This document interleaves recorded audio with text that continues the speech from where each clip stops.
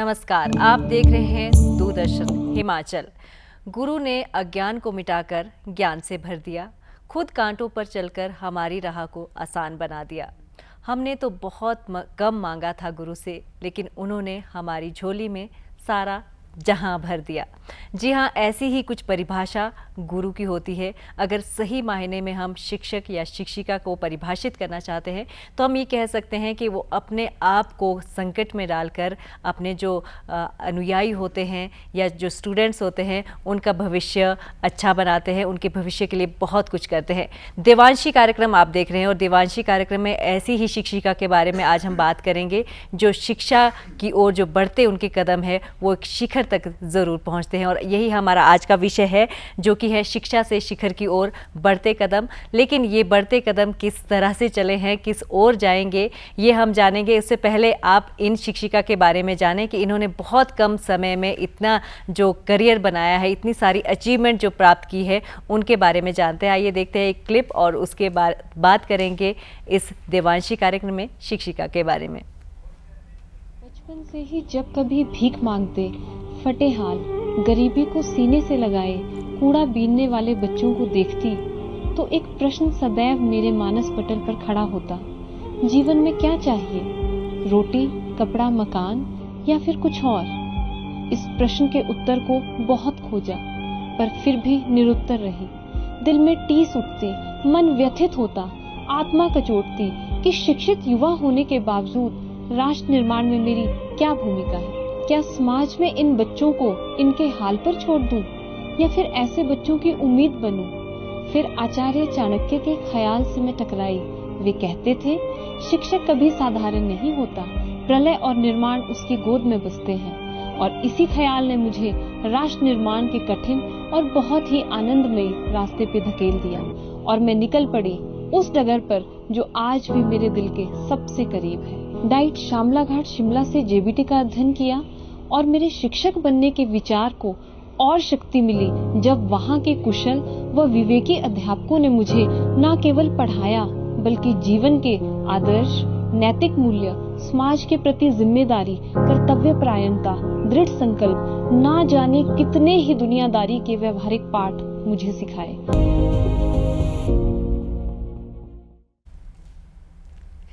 तो कुछ इस तरह से ये शुरू हुआ है इन शिक्षिका का सफ़र। आज उनसे मुलाकात करते हैं। निशा शर्मा जी हमारे साथ है स्टूडियो में और शिक्षिका हैं और लगभग 10-11 सालों से ये शिक्षा के क्षेत्र से है, लेकिन उससे पहले भी ये बच्चों को पढ़ाती थी ट्यूशन के माध्यम से।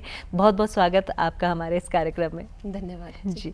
तो निशा मैम, सबसे पहले तो आपसे यही जानना चाहते हैं कि इतने कम समय में इतनी सारी अचीवमेंट्स, क्योंकि हम आगे बात करेंगे और दर्शकों को भी बताना चाहते हैं कि इन्हें जो स्टेट अवार्ड है वो भी मिल चुका है। बहुत सारे वर्कशॉप में इन्होंने काम किया है और G20 में भी इन्होंने भाग लिया है। अभी रिसेंटली ये सिंगापुर गई थी, जो कि बहुत सारे टीचर्स गए थे। बहुत सारी अचीवमेंट है, सारी चीज़ें आपसे साझा करेंगे। तो निशा जी, सबसे पहले बताएं कि ये जो इतने कम समय में इतने सारा जो आपने भंडार भर दिया है अपनी झोली में, वो कैसे संभव हुआ है? मेरी जो फर्स्ट अपॉइंटमेंट हुई है मैम, वो हुई है 6 फरवरी 2014 को। मैंने अपना स्कूल ज्वाइन किया है। जी जी। तो उससे पहले जैसे आपसे बात हुई कि मैं ट्यूशन्स भी पढ़ाती थी, मेरे पास बहुत सारे बच्चे पढ़ने आते थे। जब मैं खुद एक स्टूडेंट थी तो मेरे पास बहुत सारे बच्चे आते थे, पास पड़ोस के बच्चे आते थे, जो हमारे घर के आसपास लोग रहते थे, काफ़ी सारे बच्चे मेरे पास आते थे। तो उनके साथ धीरे धीरे वो सफ़र शुरू हुआ और बहुत सारे बच्चों को जब मैं देखती थी, खास करके जब मैं कॉलेज आती थी तो बहुत सारे बच्चे होते थे कि जिनके पास जीवन को जीने की मूलभूत सुविधाएं भी नहीं थी। तो मेरा मन मुझे बहुत कचोटता था कि मुझे इन बच्चों के लिए कुछ करना है। तो मुझे यही लगा कि जो शिक्षक बनने का मेरा जो सफ़र है ये तब से ही शुरू हो गया। और फिर धीरे धीरे कर 2011 में मैंने एंट्रेंस दिया और मेरी सिलेक्शन हुई। फिर मैंने जेबीटी का जो कोर्स है वो किया और उसके बाद मेरी पोस्टिंग हुई।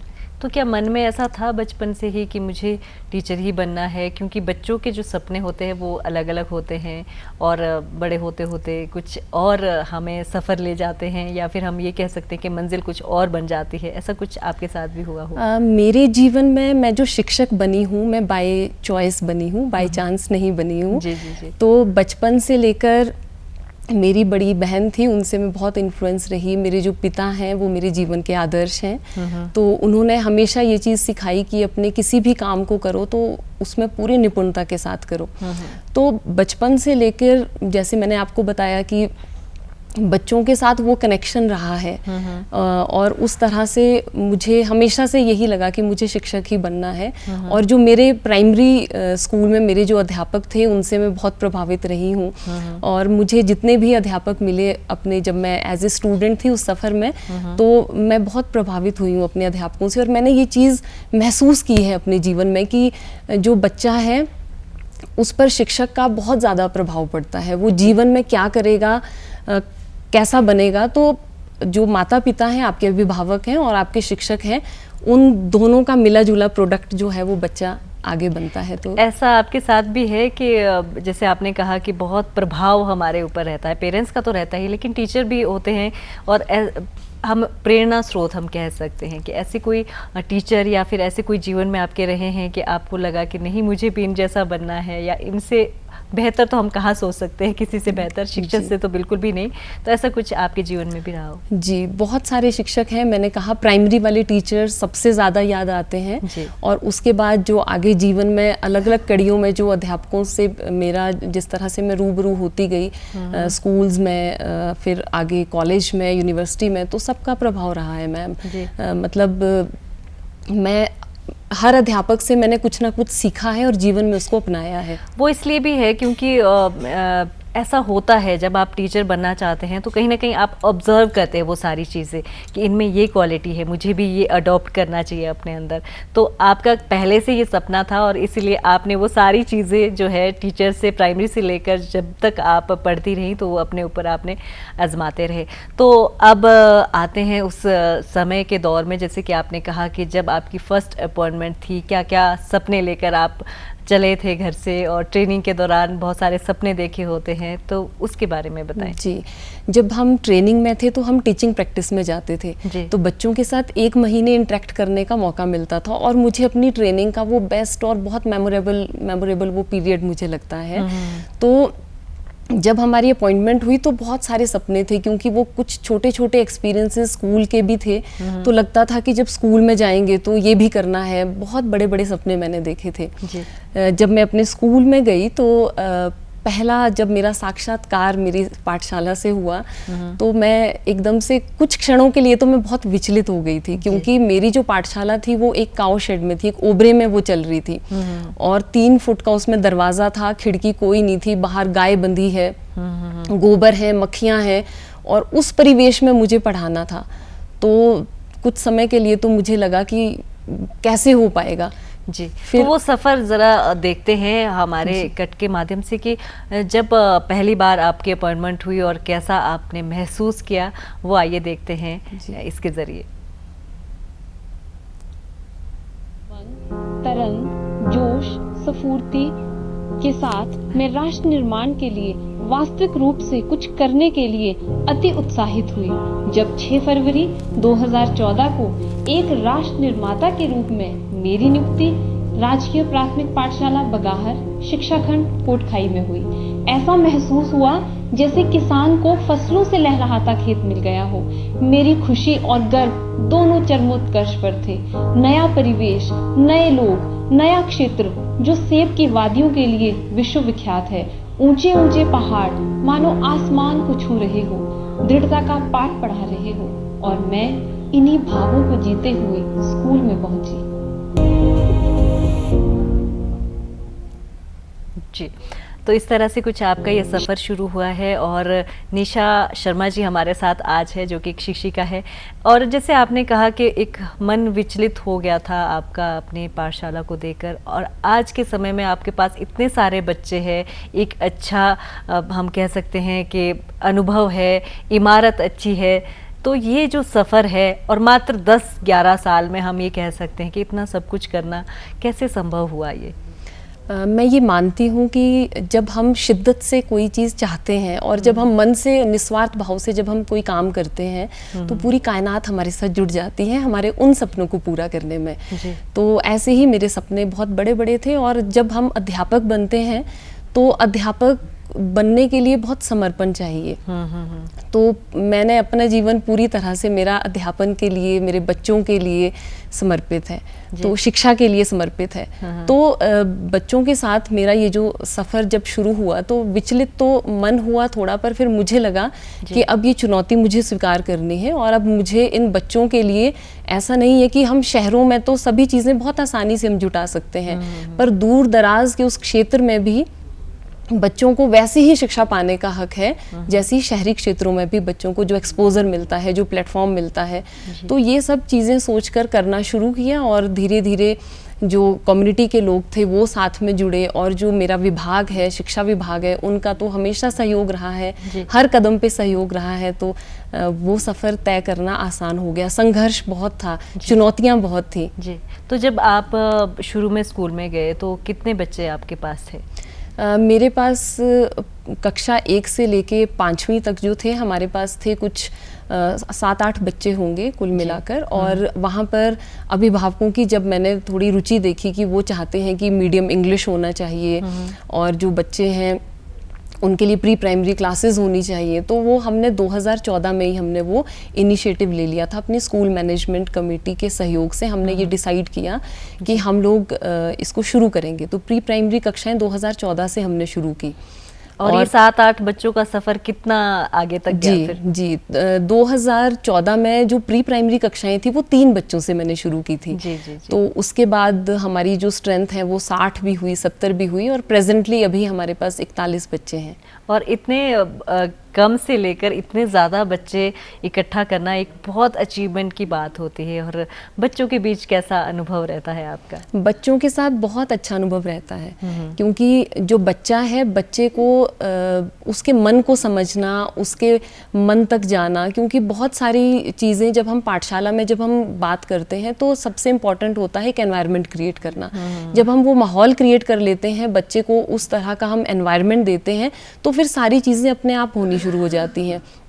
आज के समय में बच्चों के साथ मैं जब भी काम करती हूँ तो मेरे बच्चे मुझे सजेस्ट करते हैं, वो मुझे बताते हैं कि मैम हम ये चीज़ ऐसे सीखना चाहते हैं, ये चीज़ हमको हैंड पपेट से आप करके दिखाओ, और वो नई नई चीज़ें वो भी सजेस्ट करते हैं। उनको मैंने इक्वल राइट दिया है कि हम लोग मिल के इन चीज़ों को करेंगे।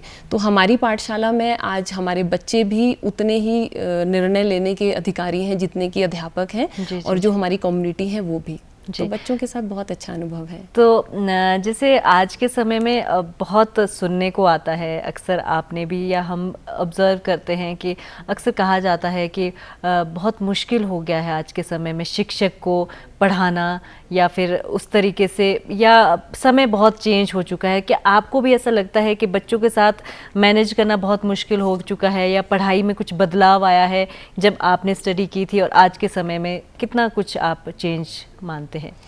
देखिए, बदलाव तो ज़रूर आया है, पर शिक्षक के लिए बच्चों के साथ कैसे डील करना है वो मुझे नहीं लगता कि उसमें कोई मुश्किल है। क्योंकि जब बच्चे का हाथ पकड़कर मैं बच्चे को ये कहती हूँ कि मैं हूँ, कुछ भी होगा बेटा तो मैं हूँ, तो जब ये फीलिंग बच्चे के अंदर आ जाती है तो फिर कुछ भी मुश्किल नहीं होता। सबसे इम्पॉर्टेंट होता है कि अध्यापक बच्चे के साथ कनेक्ट हो पाए। तो जब वो कनेक्शन, वो बॉन्ड आपका बहुत स्ट्रांग बन जाता है तो फिर सभी चीज़ें बहुत आसान हो जाती हैं। जैसे मेरा सफ़र अब बहुत आसान है।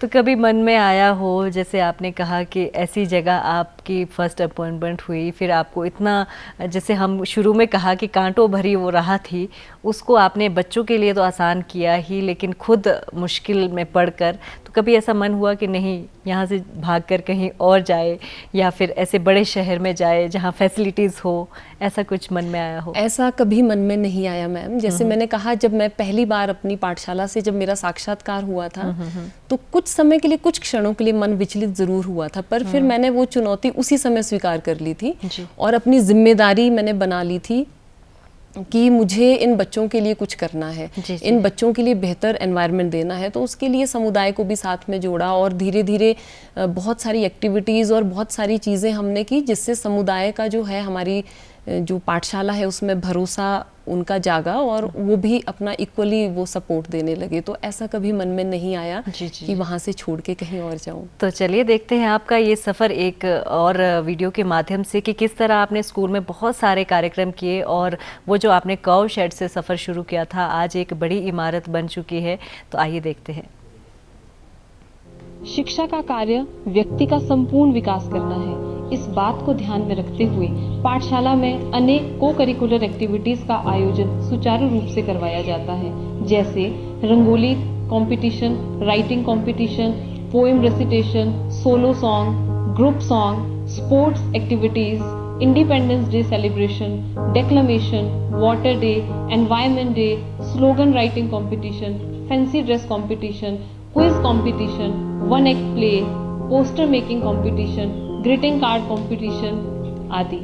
छात्रों द्वारा ब्लॉक लेवल, डिस्ट्रिक्ट लेवल और स्टेट लेवल पर खेलकूद प्रतियोगिता में सक्रिय भाग लिया गया और शानदार प्रदर्शन दिखाया गया।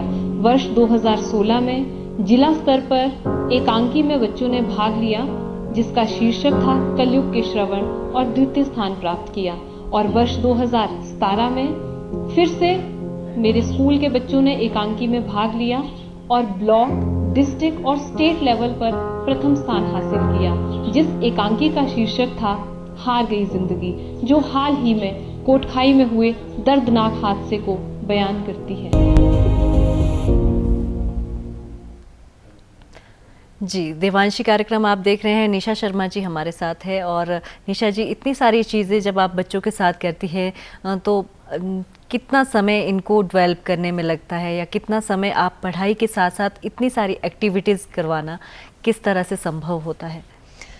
हमें लगता है कि बच्चों के साथ जब हम काम करते हैं तो पढ़ाई के साथ साथ बच्चों को जीवन को जीने के लिए तैयार करना है, तो शिक्षा के वही मायने हैं। तो इसलिए ये सभी एक्टिविटीज़ बच्चों के साथ करना बहुत ज़रूरी लगता है कि उनकी पर्सनैलिटी में ये सभी चीज़ें इनबिल्ट होनी चाहिए।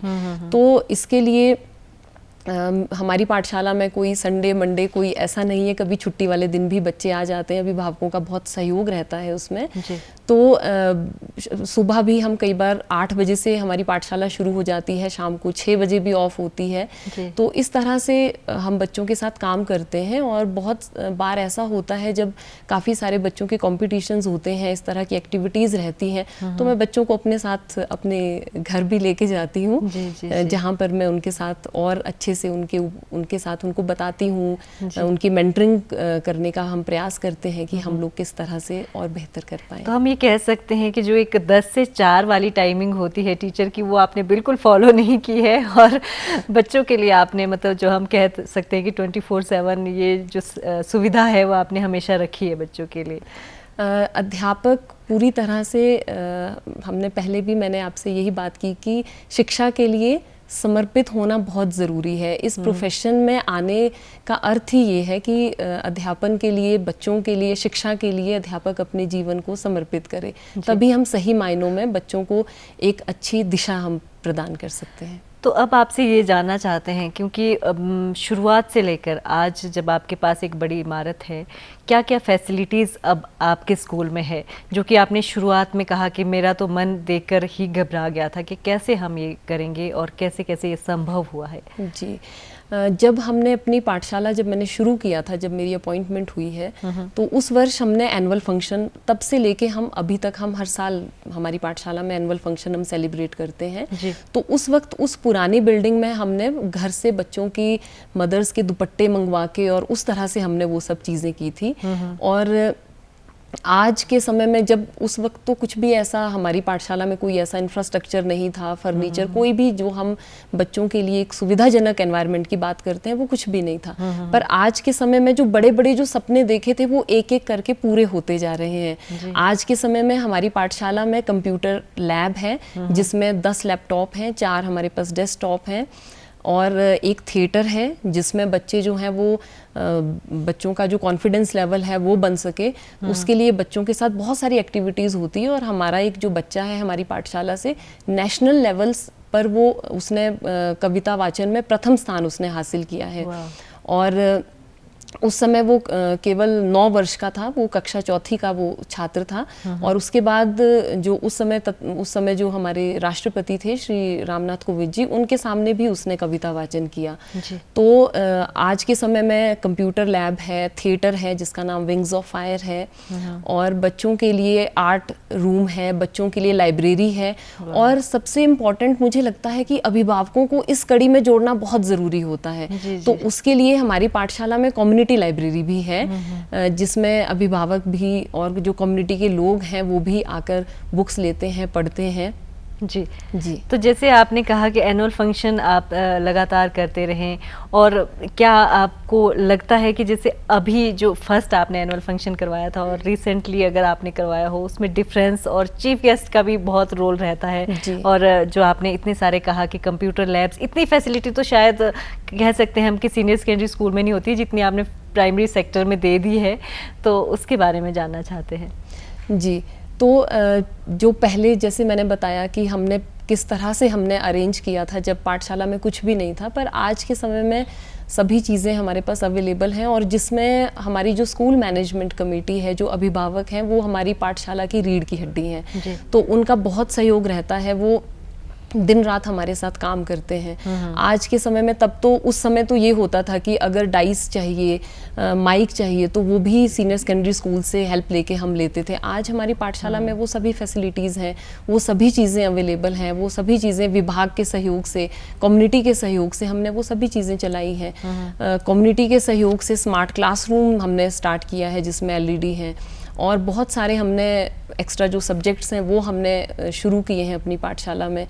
तो बच्चे जो हैं, चाहे थिएटर की हम बात करें, चाहे हम पेंटिंग्स की बात करें, या बच्चों के अंदर जो कलात्मक जो गुण होते हैं, बच्चे की जो पर्सनैलिटी में जितने भी डोमेन्स होते हैं, फिजिकल डोमेन है, कॉग्निटिव डोमेन है, उसका भाषा से संबंधित उसका डोमेन है, तो वो हर तरह से बच्चे जब अभी किसी भी एक्टिविटी में पार्टिसिपेट करते हैं तो वो निखर कर उनकी प्रतिभा सामने आती है। निशा जी, एक बहुत ज़रूरी बात आपसे पूछना चाहते हैं, क्योंकि अचीवमेंट तो बहुत सारी है और 2018 में ही आपको स्टेट अवार्ड भी मिल चुका था, तो उसके बारे में बताएं, क्योंकि इतने कम समय में हम ये कह सकते हैं कि टीचर को इतना ये अवार्ड मिलना बहुत मुश्किल हो जाता है, तो उसके बारे में बताएं। वो मेरे लिए भी सरप्राइज़ था, क्योंकि जब अवार्ड मिलना था तो 5 सितंबर को ये प्रोग्राम होता है जो राज्य स्तरीय शिक्षक पुरस्कार दिया जाता है। तो मुझे 2 दिन पहले मुझे फ़ोन आया और कहा कि आपका नाम शॉर्टलिस्ट हुआ है और आपको आना है। तो मैं खुद भी एकदम से हैरान थी कि ये सब चीज़ें तो और मुझे जॉब में 3 साल की मेरी कॉन्ट्रैक्ट सर्विस थी और 1 साल मुझे रेगुलर होके हुआ था। तो 4 सालों में ही स्टेट अवार्ड के लिए मुझे नॉमिनेट किया गया, और उसके लिए मैंने कुछ भी नहीं किया था, मैंने ना अप्लाई किया उसके लिए, पर हाँ ये है बच्चों के साथ दिल से और दिन रात काम बहुत किया था। और इसमें जो शिक्षा विभाग है उसका बहुत बड़ा हाथ है, क्योंकि शिक्षा विभाग ने बहुत सारे ऐसे प्लेटफॉर्म्स दिए जहाँ पर जो पाठशाला में कार्य चल रहा था और जो बच्चों के साथ जो भी गतिविधियाँ होती थी वो हमें शेयर करने का मौका मिला। जो हमारी पाठशाला की बेस्ट प्रैक्टिसेस थी वो उभर कर, जो हमारा शिक्षा विभाग है वो उभर कर वहाँ पर वो सामने आई, तो उसकी वजह से जो शिक्षा विभाग है तो उन्होंने भी एक्नॉलेज किया और मात्र 4 वर्ष के कार्यकाल में मुझे राज्य स्तरीय पुरस्कार से सम्मानित तो किया। कहीं ना कहीं आपके सच में ही जो आपकी निष्ठा है और जो आपकी मेहनत है वो रंग लाई है, इतनी जल्दी आपको ये अवार्ड मिला, और एक जो नज़रिया होता है लोगों का कि भाई सरकारी स्कूल में क्या होता है, तो वो आपने चेंज किया है। और आइए जानते हैं इस वीडियो के माध्यम से कि कैसा नज़रिया लोगों का जो है वो चेंज हुआ है। आज इस सहयोग से और इन प्रयासों की बदौलत मुझे प्रेरणा मिली है और सरकारी पाठशालाओं के प्रति लोगों की सोच व नज़रिया बदला है। मुझे पूर्ण आशा है कि मैं पूरी निष्ठा और सहयोग से इस छोटी सी नर्सरी से आने वाले समय में समाज के लिए न केवल उत्कृष्ट डॉक्टर, इंजीनियर, वकील, अध्यापक, खिलाड़ी, वक्ता, नेता, अभिनेता व जानी मानी हस्तियां तैयार कर पाऊंगी, बल्कि अच्छे इंसान व समाज को दिशा देने वाली सोच भी पैदा करूंगी और समाज निर्माण में यूं ही अपनी भूमिका अदा करती रहूंगी। तेजस्वी नाग धीतमस्तु, मे लर्निंग इल्यूमिनेटर्स।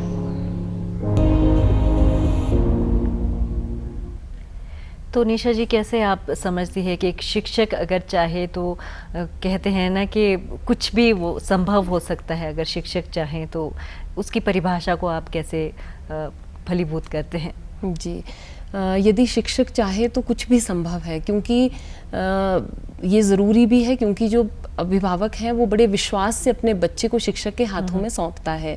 तो ये जिम्मेदारी भी शिक्षक की है और ये नैतिक कर्तव्य भी शिक्षक का है। तो इसके लिए शिक्षक को संवेदनशील होना बहुत ज़रूरी है, बच्चे के स्तर पर जाकर उसको समझना। और क्योंकि जो अध्यापक है वो बच्चे के लिए वो सभी चीज़ें वो महसूस कर सकता है, वो देख सकता है, जो उसका जो अभिभावक हैं, उनके जो माता पिता हैं बच्चों के, शायद वो भी उन चीज़ों को उतने अच्छे से सेंस नहीं कर पाते हैं। तो इसलिए अध्यापक के लिए ये बहुत ज़रूरी है और अध्यापक बहुत बेहतर तरीके से उन सभी चीज़ों को कर सकता है, पर उसके लिए अध्यापक का संवेदनशील होना बहुत ज़रूरी है। जी। और आज के समय में बच्चों में कितना ज़्यादा ज़रूरी है कि शिक्षा के साथ साथ जो मैनर्स होते हैं, छोटी छोटी आदतें होती है, उनको डालना बहुत ज़्यादा ज़रूरी है। जी, आज के दौर में अगर हम देखें तो हमारे समाज में से जो संवेदनशीलता है वो बिल्कुल गायब होने के कगार पर है। तो यही प्रयास है, हम सभी मिलकर यही प्रयास करते हैं अपनी पाठशाला में कि हमारे जो बच्चे हैं वो संवेदनशील बने, क्योंकि एक संवेदनशील डॉक्टर, एक संवेदनशील लॉयर, एक संवेदनशील अध्यापक या एक संवेदनशील व्यक्ति जो किसी भी समाज के किसी भी क्षेत्र में वो कार्य करेगा तो वो उस तरह से महसूस करके कार्य कर पाएगा। तो इसलिए वो सभी चीज़ें बच्चों में वो संवेदनशीलता डालनी बहुत ज़रूरी है। उसके लिए हम बहुत सारी एक्टिविटीज़ करते हैं, जैसे हम बहुत सारे प्लांट्स लगाते हैं, तो बच्चे दोबारा से उन पौधों से मिलने जाते हैं, बच्चों ने उनके नाम रखे हैं, बच्चे उनसे बातें करते हैं। कई बार मैं पूछती हूँ बच्चों से कि बेटा आपसे ये बातें करते हैं, तो वो कहते हैं यस मैम, ये अपने पत्ते हिला के, अपनी टहनियाँ हिला के हमें जवाब दे रहे हैं। तो ये सभी चीज़ें बच्चों में डालने के लिए इस तरह की बहुत सारी एक्टिविटीज़ हम अपनी पाठशाला में करते हैं और ज़रूरी है। और ये कितना ज़रूरी है कि शिक्षक चाहे तो वो जो शिक्षा का स्तर है या फिर सारी चीज़ें हैं वो शॉर्ट में आप बताएं कि किस तरह से वो डेवलप कर सकते हैं बच्चों को। जी, बच्चों को उस तरह से डेवलप करने के लिए सबसे इम्पॉर्टेंट है कि बच्चों को हम उस तरह के एक्सपोजर दें, बच्चों के लिए उस तरह के हम प्लेटफॉर्म्स प्रोवाइड करें और अध्यापक को विजिलेंट रहना होगा इसके लिए। जैसे हमारा बच्चा जो है वो राष्ट्रीय स्तर पर जिस कविता वाचन में वो फर्स्ट आया है, तो उस वक्त कोविड पीरियड था, तो वो ऑनलाइन कॉम्पिटिशन्स चल रहे थे। तो उसके लिए विजिलेंट थोड़ा रहना होगा अध्यापक को कि किस तरह की संभावनाएं हैं आने वाले समय के लिए, हम बच्चों को तभी हम तैयार कर पाएंगे। तो उस तरह के प्लेटफॉर्म्स भी हम प्रोवाइड करें और एनवायरनमेंट भी दें। बहुत बहुत अच्छा लगा निशा जी, इतनी सारी चीज़ें आपने अपने स्कूल में की है और भविष्य में भी आप बहुत कुछ करने वाली हैं। तो बहुत अच्छा लगा आपसे बात करके और आप स्टूडियो में आई, उसके लिए बहुत बहुत धन्यवाद। और हम भी दर्शकों को यही कहना चाहते हैं कि अगर शिक्षक चाहे तो वो कुछ भी कर सकता है और भविष्य निर्माता होता है, तो अपने छोटे छोटे प्रयास से वो बहुत अच्छा काम और एक नया भविष्य तैयार कर सकता है। देवांशी कार्यक्रम में आज बस इतना ही, नए विषय के साथ फिर हाजिर होंगे। नमस्कार।